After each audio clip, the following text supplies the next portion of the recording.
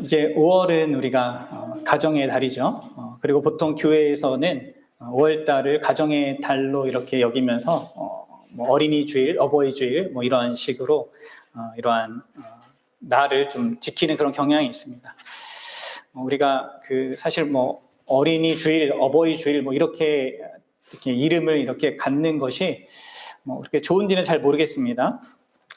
그래서 저희는 특별하게 뭐 그런 것들을 광고는 하지 않지만 그래도 1년에 한 번쯤은 우리가 가정 안에서 부모로서 우리 자녀들을 어떻게 또 사랑하며 섬기고 양육할지 이 부분에 대해서 좀 한번은 생각해보는 그런 좋은 계기가 되기 때문에 이 5월 달에 우리가 좀 이러한 좀 설교를 듣는 시간을 갖고자 합니다. 여러분들, 우리 기독교 신앙은 항상 하나님으로부터 시작한다라는 것을 제가 상당히 강조를 했습니다.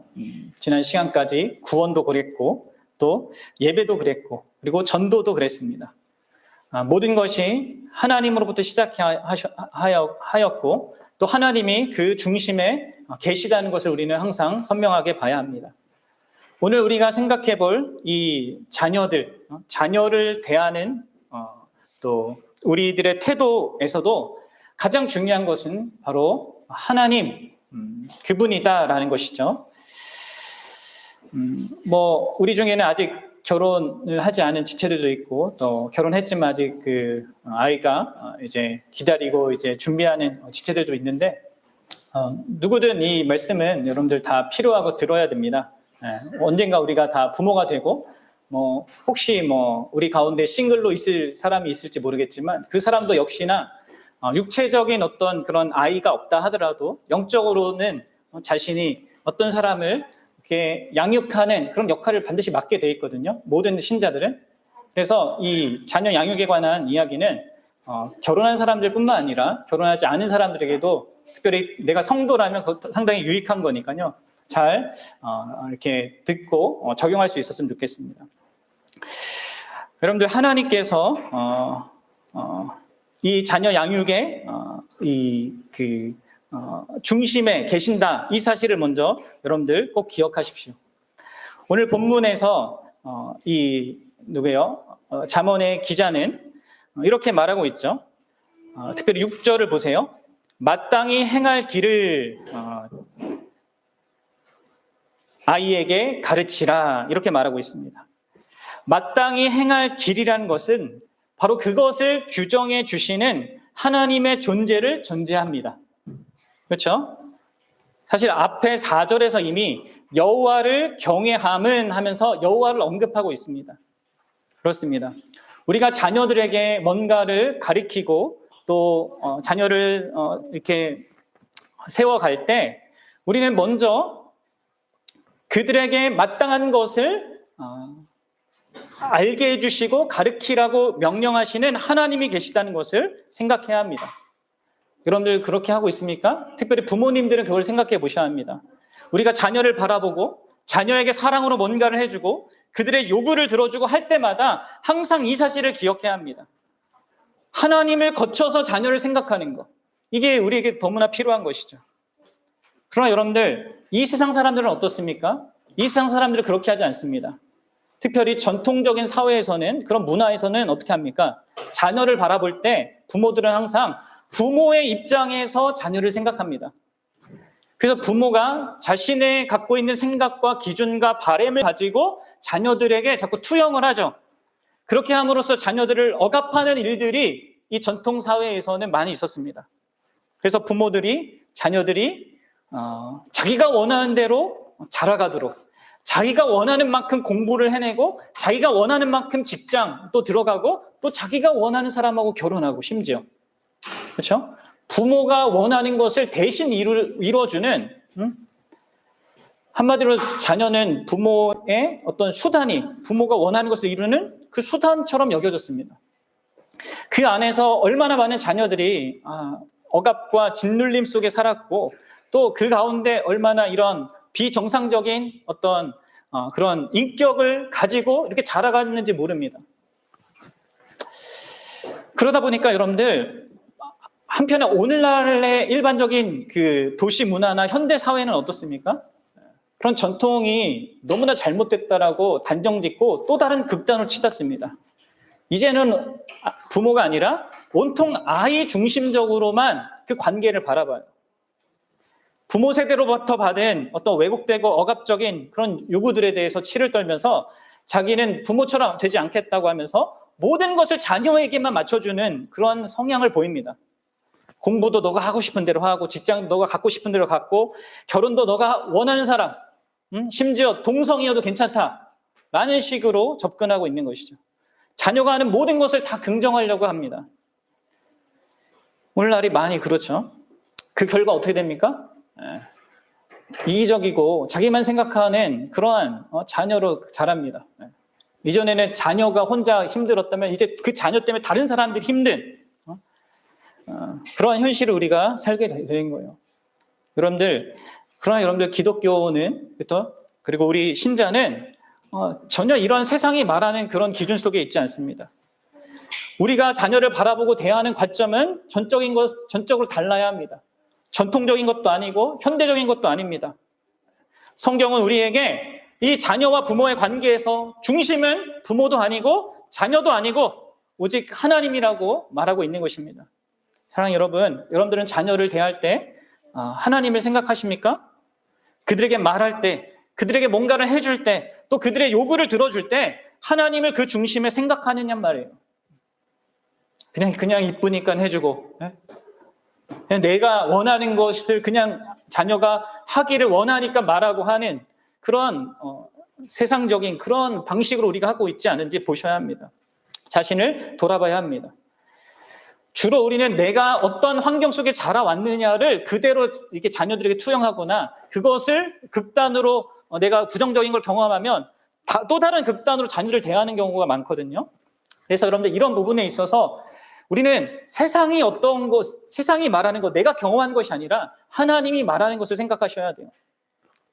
하나님이 중심이지 않으면요, 언제나 우리는 치우치게 되어 있습니다.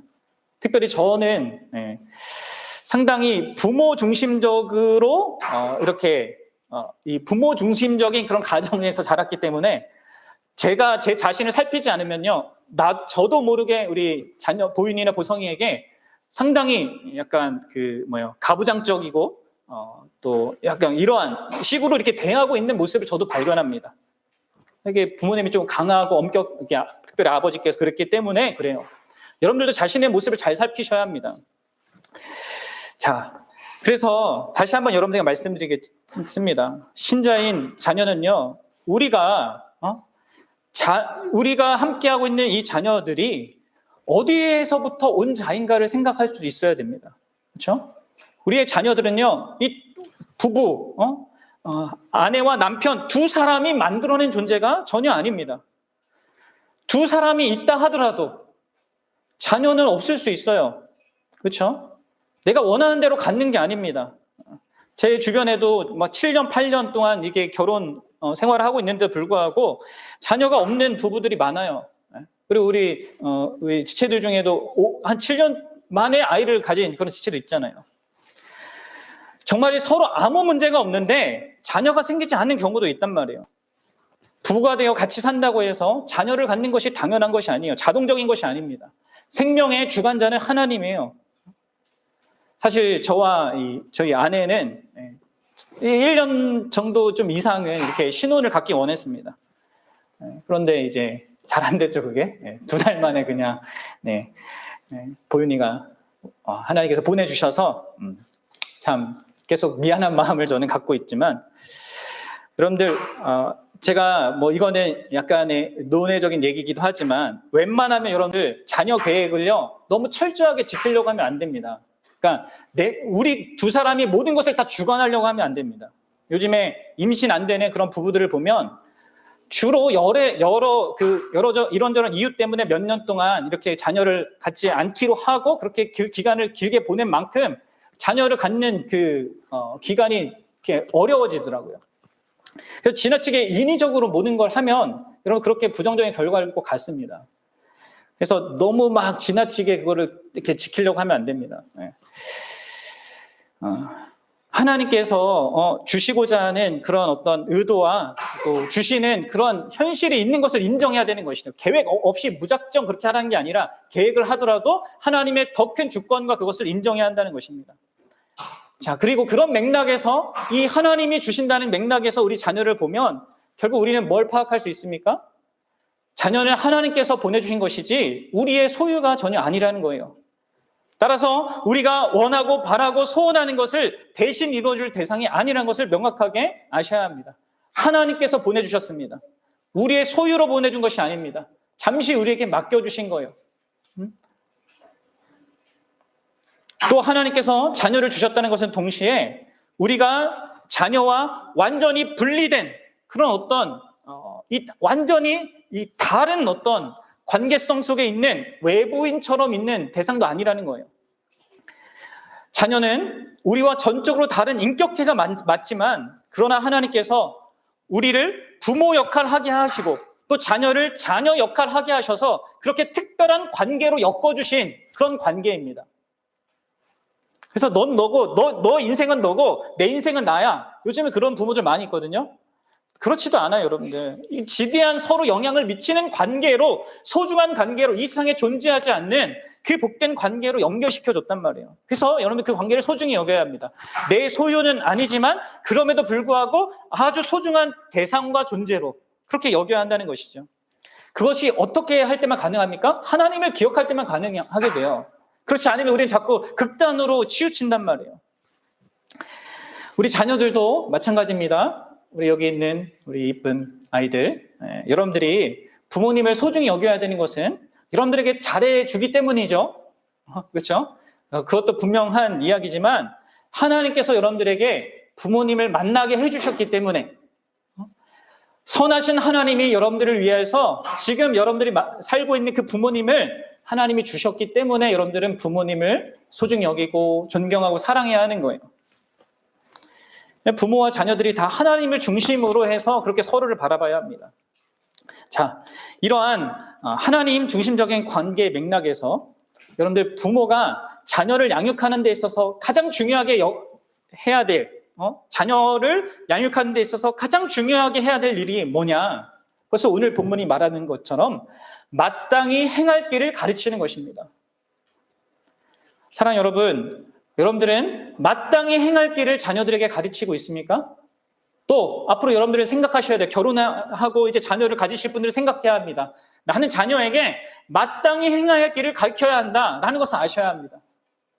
그냥 내가 원하는 걸 요구하고 아니면 자녀가 원하는 걸 다 들어 그런 식이 아니라 마땅히 행해야 할, 마땅히 인간으로서 살아야 될 그것을 자녀에게 가르쳐야 한다는 것이죠. 그리고 그것이요, 자녀의 영원한 운명을 좌우지합니다. 여러분 이것을 아셔야 합니다. 마땅하다는 것은요, 옳다는 것이죠. 올바르다는 것이고요. 길이라는 것은 어떤 삶의 태도와 습관을 비유적으로 말하는 겁니다. 올바른 삶의 태도와 습관을 가지고 인생을 살도록 여러분들은 자녀를 가르쳐야 합니다. 그럼 여러분들 마땅히 행할 게 곧 올바른 삶의 태도와 습관이 무엇입니까? 그것은 4절을 보십시오. 우리 4절을 같이 한번 읽어보겠습니다. 시작. 겸손과 여호와를 경외함의 보상은 재물과 영광과 생명이니라. 마땅히 행할 길은 바로 이것입니다. 겸손과 여호와를 경외하며 사는 것. 우리 자녀가 자기 자신에 대해서, 자기 인생에 대해서, 하나님에 대해서 이러한 태도와 관점을 가져야 한다는 거예요.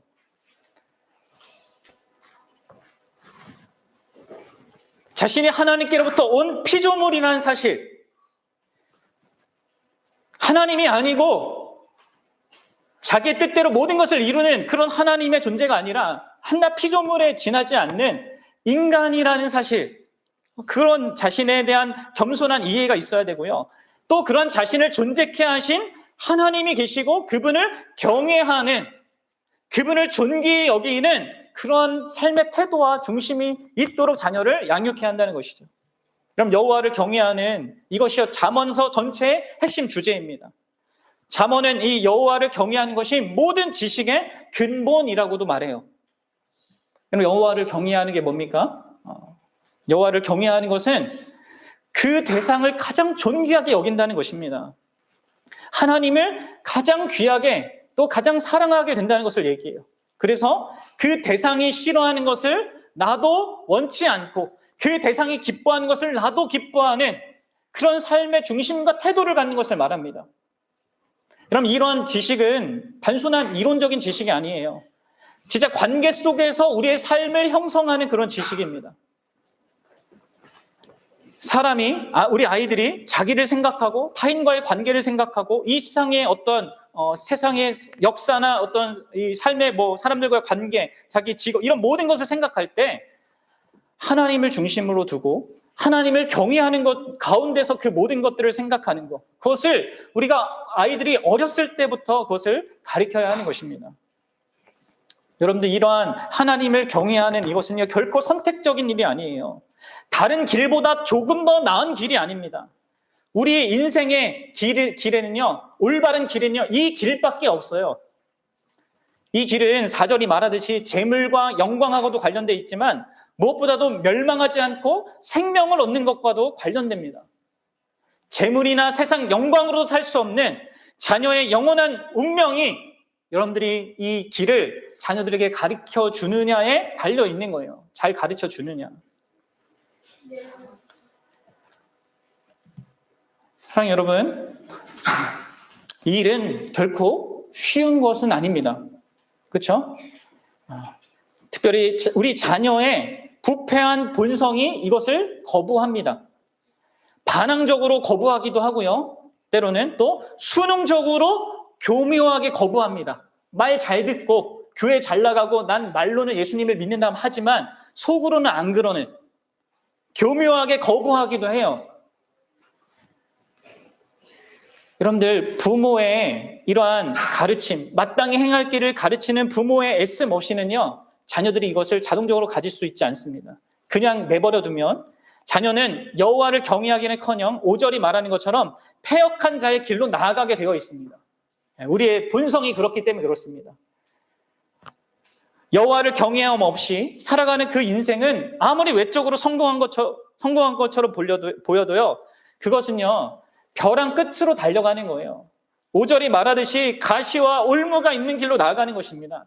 결국 생명이 아니라 멸망으로 끝나는 삶이 되는 겁니다. 그래서 여러분들 우리 부모들은 우리 자녀에게 여호와를 경외하는 것을 가르쳐야 합니다. 단순하게 이렇게 해라, 저렇게 해라, 예수를 믿어라 말만 하는 게 아니라 진정으로 그것을 삶이 되도록, 습관이 되도록 여러분들 가르쳐야 해요. 그리고 그러기 위해서는 무엇보다도 부모 자신이 겸손함과 이 여호와를 경외하는 것이 무엇인가를 알아야 합니다. 하나님을 경외하는 것이 갖는 그 가치와 의미와 복됨을 자신부터 생생하게 경험적으로 알아야 합니다. 그래서 진정으로 자녀들이 여호와를 경외하기를 원하고 또 그것을 누리기를 진정으로 소원해야 한다는 것이죠. 단순하게 교회에 잘 참석하고 종교활동 잘하고 나름 도덕적으로 살아가는 것 같은 그런 것들 겉모습 보고 여러분들 안심하면 안 됩니다. 이런 유대인들을 보십시오. 겉으로는 진짜 완벽한 종교인이었잖아요. 그러나 그 안에는, 그 중심에는, 그 마음에는 하나님의 경외함이 없었습니다. 자기가 하는 것 가지고 만족했어요. 자기가 그렇게 잘하는 걸로. 사랑하는 여러분들, 우리 자녀들이 배워야 하는 것은 겸손과 여호와를 경외하는 마음입니다. 행위가 아니에요. 그래서 여러분 부모들은 자녀들의 마음을 살펴야 합니다. 자꾸 대화해야 합니다. 자녀들과. 그냥 내가 행동하는 것을 잘 따라주고 있네? 이것으로 만족하면 안 되고 그들의 마음을 살펴야 한다는 거예요. 그래서 그들이 하나님을 사랑하고 존중하고 귀히 여기는 마음으로 행동하고 말하고 사는지, 그것이 삶의 습관이 되는지 될 수 있도록 가르쳐야 한다는 것이죠.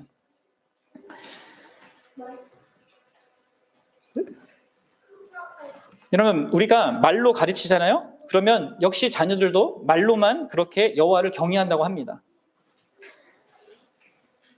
우리가 하나님을 경외하고 예배하고 이렇게 신앙생활하는 것에 있어서 그것이 다 형식적이라면 자녀들도 그렇게 할 수밖에 없습니다. 그렇게 배웁니다. 그래서 여러분들 그들의 마음을 살피고 그들이 정말 그러한 지를 정말 유념하면서 그렇게 자녀들을 세밀하게 양육하고자 해야 합니다. 그럼 여러분들 어떻게 여호와를 경외하는 것을 가르칠 수 있을까요? 좀 더 구체적으로. 그리하여서 그들의 삶이 될 수 있게끔 만들겠습니까? 단순히 어떤 교회에 일주일에 한 번 왔다 가는 그런 삶이 아니라 자기의 삶의 모든 영역에서 하나님을 경외하고 겸손하게 그렇게 살아가는 모습을 어떻게 가질 수 있게 되겠습니까? 앞서서 말했다시피 가장 중요한 방식은 이겁니다. 자녀들이 부모로부터 여호와를 경외하는 것을 보고 경험해야 해요. 그럼 잠언 4장 11절을 한번 보십시오. 잠언 4장 11절입니다. 앞에 넘겨서 보세요. 4장 11절.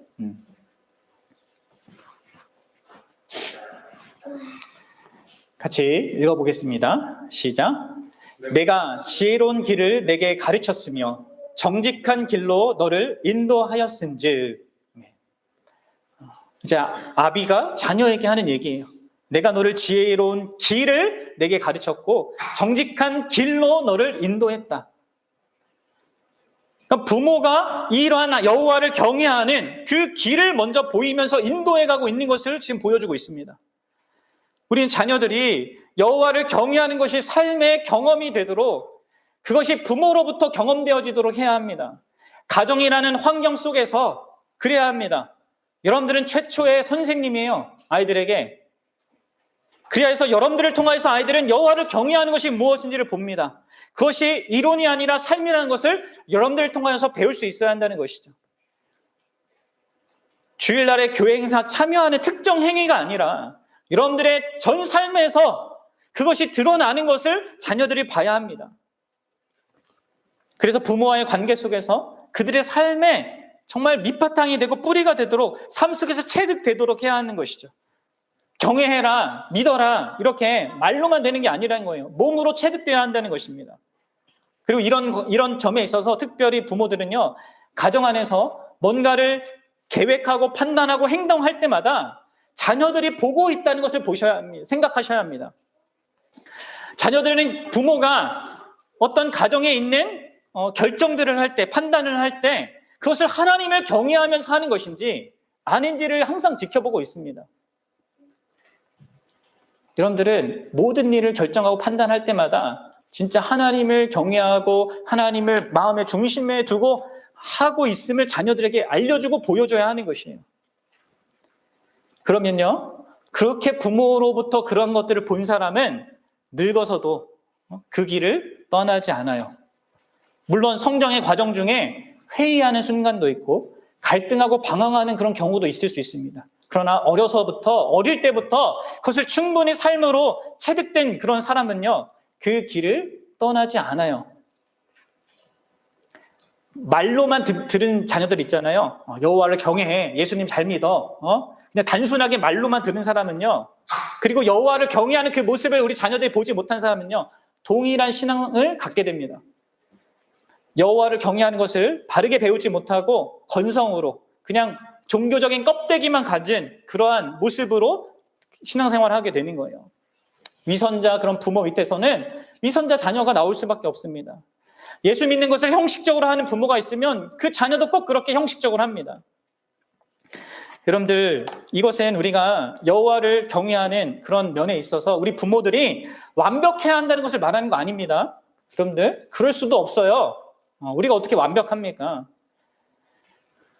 그러나 분명한 것은 참된 신자로서 자신은 그것을 더 영위하고 소유하기를, 또 그런 여호와를 경외하는 부분에 있어서 성장하기를 원하는 것이 마땅하겠죠.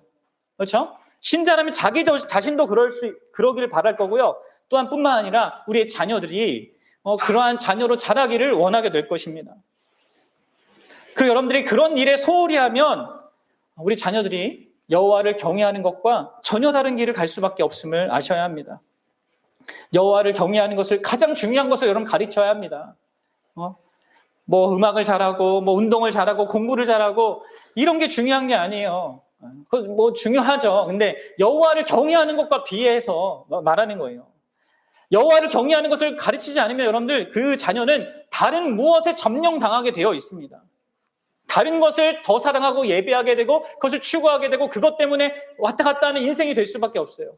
근데 여러분 그게 다 그렇게 우리가 좋아하고 사랑하는 것이 다 유한한 이 세상의 것들이에요. 여호와는 영원하신 분이시고요. 여호와는 가장 좋으신 분이십니다.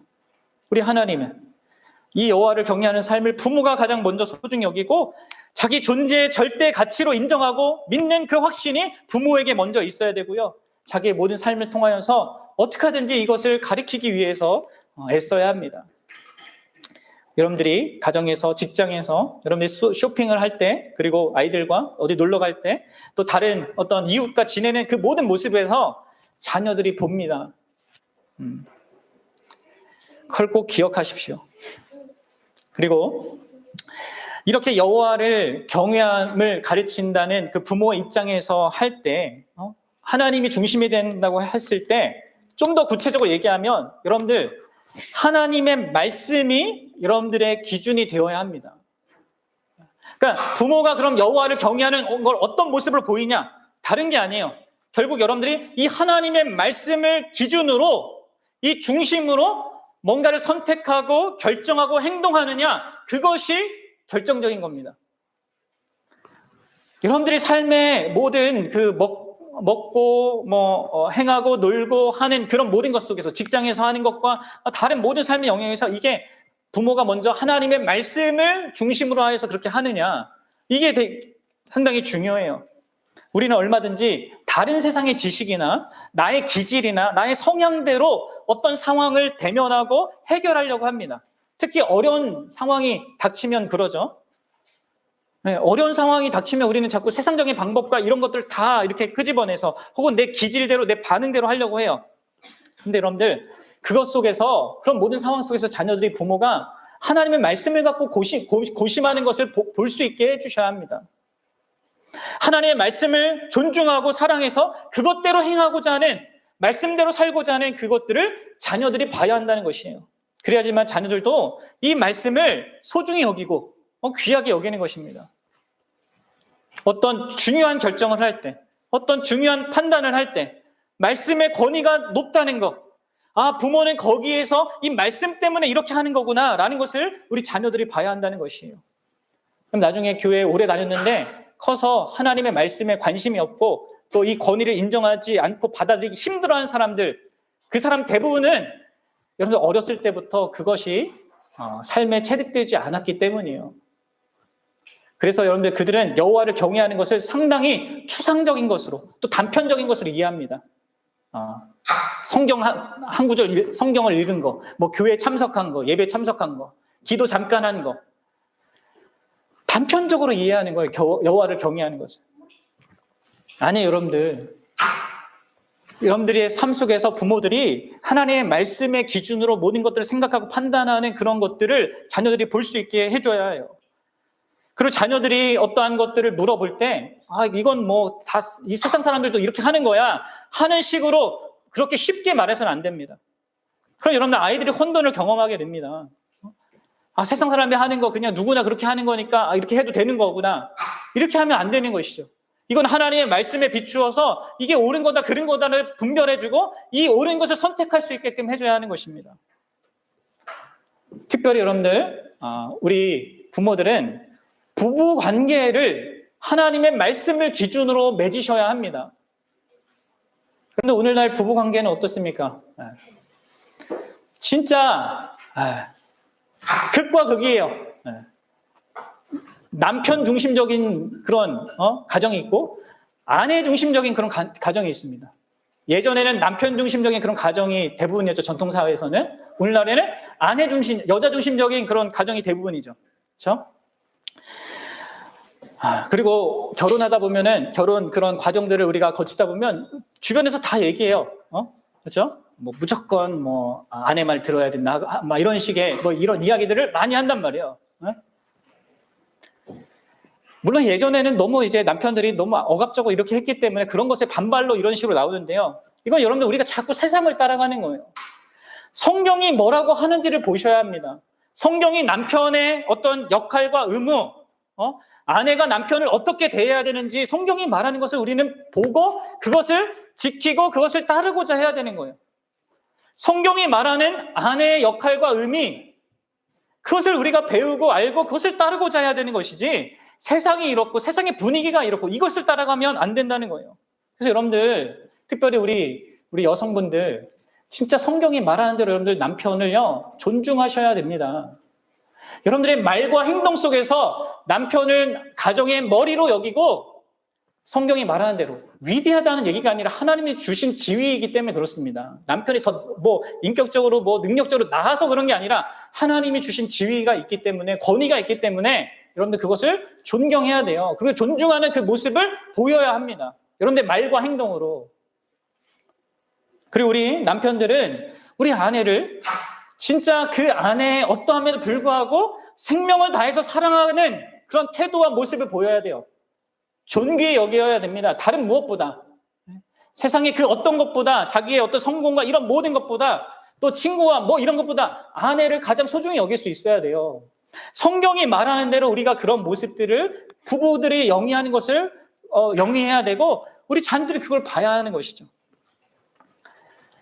가정에서부터, 그리고 여러분들이 직장 생활하고 이런 사회 생활을 하는 모든 것 속에서 하나님이 무엇을 기대하고 원하는가, 이런 것들을 생각하면서 좀 나아가야 합니다.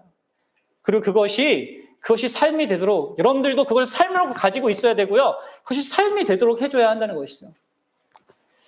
이게 여호와를 경외하는 법을 가르치는 최고의 방법인 것입니다. 결론적으로 여러분들, 이렇게 자녀 양육을 우리가 이제 감당해야 하는데요. 이건 큰 책임이고 큰 역할이에요. 그렇기 때문에 한편으로는 되게 큰 부담이 되는 것이죠. 저도 그렇게 잘할 수 있다고 스스로 장담할 수 없음을 저 스스로도 압니다.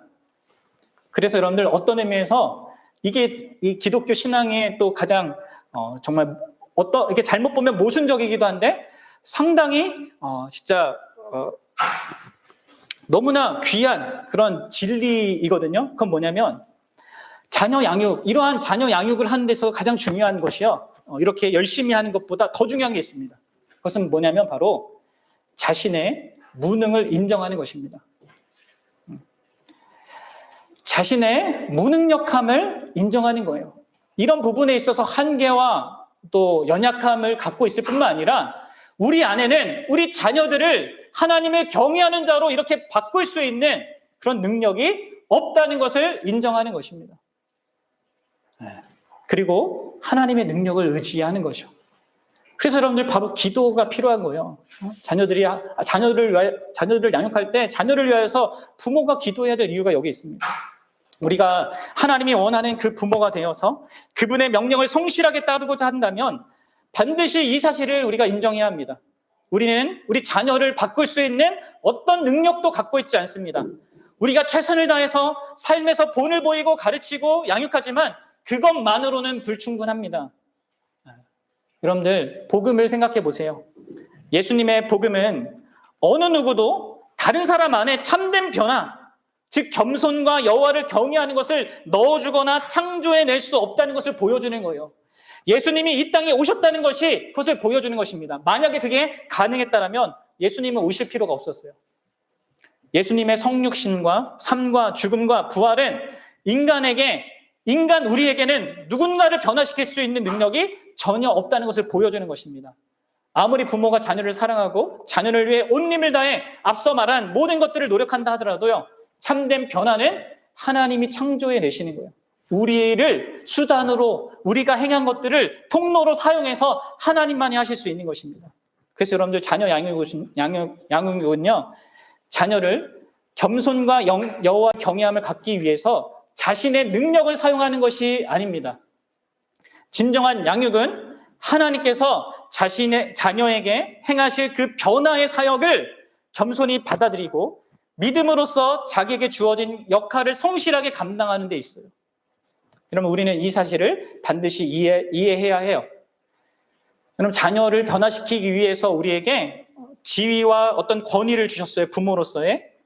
그러나 변화시킬 능력까지 주신 건 아닙니다. 여러분, 참된 변화는 하나님이 일으키십니다.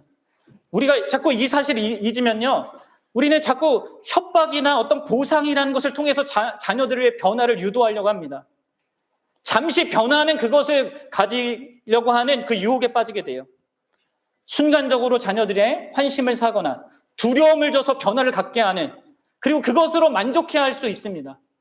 여러분, 그렇게 해서 아닙니다. 그렇게 하면 안 돼요. 우리 자녀가 영구하고도 진짜 진정한 변화를 갖고 자기 삶 속에서 하나님을 경외하면서 겸손한 자로 살기 위해서는 그들의 마음에서부터 변화가 있어야 된단 말이에요. 그런데 누구도 마음을 변화시킬 수는 없어요. 우리의 마음을. 심지어 선한 의도를 가질 때 그때 더 조심해야 돼요. 그게 막 강압적으로 나오게 됩니다. 우리 막 장로님, 목사님, 부모들, 자녀들이 막 교회 생활 막 하는 것을 막 억지로 한 그 경험들이 너무 많잖아요. 그래서 여러분들, 내가 할 수 있다고 생각하니까 자꾸 그렇게 되는 겁니다. 자신의 일이고 내 힘으로 할 수 있다고 생각하면 자녀 양육이 힘들고 공격적이고 위협적이고요. 규칙과 처벌에 초점이 맞추어질 가능성이 높아요. 아닙니다, 여러분들. 변화를 일으키는 분은 하나님이세요. 은혜로우신 하나님이세요. 그분만이 부모인 우리와 우리 자녀들의 유일한 희망입니다. 하나님은 우리에게 자녀를 여호와를 경외하는 자로 변화시키라고 요구하지 않습니다. 마땅히 행할 길을 가르치라고 하고 있죠. 우리의 역할을 하라고 하고 있지, 우리가 할 수 없는 일을 하라고 요구하지 않습니다. 앞으로도 그렇게 하지 않으실 거예요. 그러니까 여러분들, 이 사실은 우리에게 큰 위안이 되는 사실이에요. 기쁨이 되는 사실이죠. 자녀를 변화시키는 그 책임을 우리가 감당할 수 없기 때문에 그분이 자신의 아들을 보내셨습니다. 그래서 바로 그분이, 예수님이 한 존재의 변화를 이끌어 가십니다. 여러분, 우리는 이것을 믿고 신뢰해야 돼요. 내가 최선을 다해서 행하되 나의 최선을 신뢰하는 것이 아니라, 나의 최선도 문제가 많잖아요. 그 문제가 많은 그 최선을 사용해서 자신의 뜻을 이루실 하나님을 믿고, 예수님을 믿고 신뢰하는 거예요. 내가 변화시켜야 한다는 그 강박과 짐에서 벗어나서 그분이 하실 수 있고 하실 것을 믿는 그 신뢰와 자유함 가운데서 감당해야 하는 것입니다. 그러면 여러분, 분명히 자녀들은요, 새로운 생명을 얻게 될 것입니다. 여러분들, 하나님께서 우리를 다루시는 방법을 생각해 보십시오. 그분은 우리를 통제하는 방식으로 우리를 다루지 않습니다. 물론 그분은 주권자 하나님이기 때문에 모든 것을 다 통제할 수 있어요. 원하시면 그렇게 할 수 있습니다. 그러나 그분은 은혜 안에서 우리에게 단순히 기계적으로 하나님께 막 이렇게 따르는 그런 걸 원하지 않으셨어요. 하나님이 원하셨던 것은 참된 변화였습니다. 우리의 그 마음의 중심이 완전히 새롭게 되어서 하나님을 감각하고 하나님을 진정으로 경외하는 것, 그것을 원하셨어요. 그래서 그분은 위대한 계획을 세우셨고, 그 계획의 결과 우리에게 용서와 완전한 변화를 갖게 하셨습니다. 그래서 여러분들, 우리가 예수님 안에서 우리가 우리의 죄를 보고 그것을 고백하게 되고, 그래서 그분으로부터 용서를 받고, 진짜 나도 그 나를 용서해 주신 그 하나님, 나를 상해해 주신 그 하나님을 위해서 내 인생을 이렇게 바꾸고 싶다, 나는 소원과 갈망과 그런 것들을 갖게 하시죠. 여러분들, 우리 하나님은요, 우리의 마음이 진짜로 변화되어서 그러한 삶을 소망하게 되는 그런 우리가 되기를 바라십니다. 그리고 그것을 이룰 때까지 그분은 절대 만족하지 않으세요. 사랑하는 여러분, 그래서 우리는 이 두 가지를 꼭 기억하십시오. 이제 총정리입니다. 하나님은 우리 자녀가 완전한 변화를 갖게 하기 위해서 우리를 부르신 것입니다. 그래서 우리는 그것이 우리 자녀들에게 있기까지, 이들이 겸손히 여호와를 경외하는 데까지 나아갈 때까지 만족하고 안주해서는 안 됩니다. 그러나 동시에 여러분들, 우리는 우리의 힘으로 이것을 감당할 수 없음을 인정하고 그분의 능력을 의지해야 해요. 우리가 부모로서 우리의 무능을 인정할 수 있는 것은요, 끊임없는 두려움과 좌절 가운데 살지 않을 수 있는 진짜 좋은 소식이에요. 최선을 다해 자신의 삶 속에서 여호와를 경외하는 삶을 살아가고, 그것이 아이들이 그것을 삶 속에서 체득할 수 있도록 가르치기에 분투하십시오. 그러면서도 여러분들, 우리의 무능과 연약함을 인정하십시오. 그리고 오직 하나님만의 능력을 정말 의지하여서 기도하는 그런 우리 지체들이 다 될 수 있길 바랍니다. 여러분들, 하나님은 우리가 우리 자녀를 사랑하는 것보다 우리 자녀를요 훨씬 더 많이 사랑하십니다. 아십니까? 내가 내 자녀를 사랑하는 것보다 하나님이 더 많이 사랑하세요. 그리고 그 증거가 여러분들의 자녀들을 믿음의 가정에 맡기신 것, 그것 자체가 또한 증거예요. 그들은 그 가정 안에서 하나님에 관한 이야기, 예수님에 관한 이야기, 또 예수님을 경외하는 사람의 모습을 보고 또 듣고 또 들을 수 있습니다. 그분은 우리가 이해할 수 있는 범위를 넘어서는 그런 능력을 갖고 계세요. 그분은 죽음에서 생명을 일으키시는 분이십니다. 바로 그분이 우리 자녀들에게 절실히 필요한 그 생명을, 그 변화를 가져다 주실 수 있습니다. 그러니 자녀를 위하여서 기도하십시오. 저 여러분들이 이러한 이해 속에서 우리 자녀들을 바라보고 자녀들에게 마땅히 행할 길을 가르치며 하나님의 능력을 겸손하게 인정하며 기도하며 은혜를 구하면서 우리 자녀들을 그렇게 하나님께로 인도하는 귀한 복된 부모들이 다 되시기를 주님의 이름으로